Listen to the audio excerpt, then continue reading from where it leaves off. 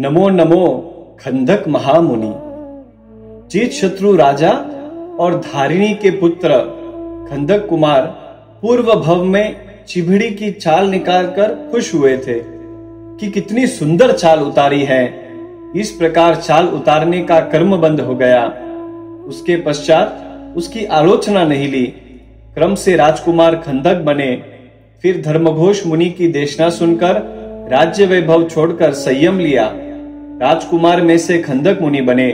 चारित्र लेने के पश्चात बेले तेले वगैरह कठोर तपश्चर्या कर काया को कृश किया। एक दिन विहार करते करते खंदक मुनि सांसारिक बहन बहनोई के गांव में आए।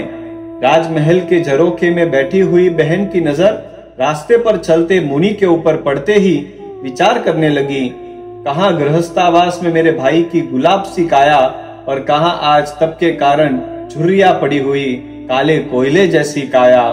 अरे चलते चलते हड्डियां खड़खड़ाती है। इस प्रकार अतीत की सृष्टि में विचार करती हुई भावावेश में आकर वह जोर जोर से रोने लगी। मुनि पर दृष्टि और रुदन देखकर पास में बैठे हुए राजा ने सोचा कि यह सन्यासी इसका पहले का कोई यार पुरुष होगा, अब उससे देहमुख नहीं मिलेगा, इसलिए रानी रो रही होगी। तब से कृश हुए शरीर के कारण अपना साला होते हुए भी राजा मुनि को पहचान न पाया और जल्लादों को यह कह दिया कि जाओ उस मुनि की जीते जी चमड़ी उतार कर ले आओ।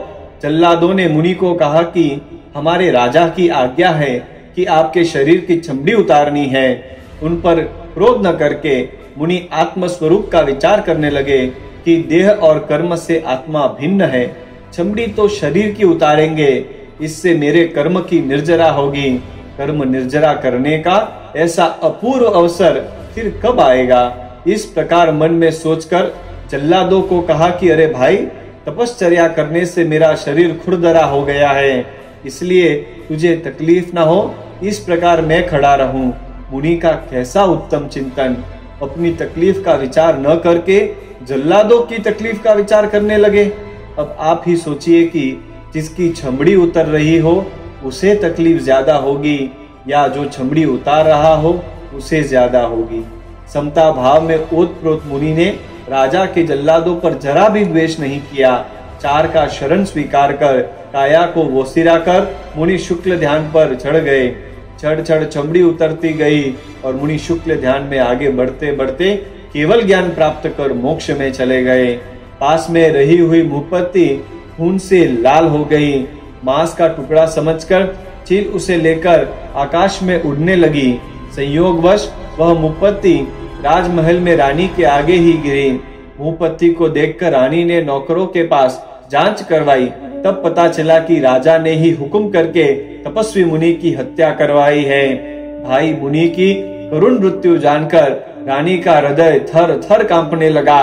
आंखों में से बैर बैर जितने आंसू गिरने लगे। राजा को भी हकीकत का पता चलने पर दोनों छाती फाड़ रुदन करने लगे। संसार में अघटित और अनुचित यह काम हुआ है।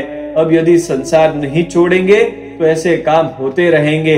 इस प्रकार संसार के स्वरूप का विचार कर दोनों ने दीक्षा लेकर आलोचना ली। एक सज्जाए में भी कहा है कि आलोई पातक ने सभी चंडी कठन कर्म ने पीले। आलोचना प्रायश्चित तप वगैरह करके केवल ज्ञानी बनकर दोनों मोक्ष में गए।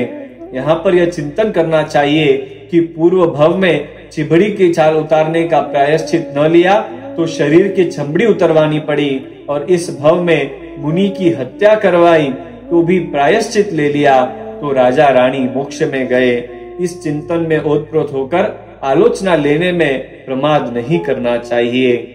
कल के वीडियो में देखेंगे एक साधु चरित्र लेकर भ्रष्ट हुए, फिर आलोचना लेकर केवल ज्ञान प्राप्त किया।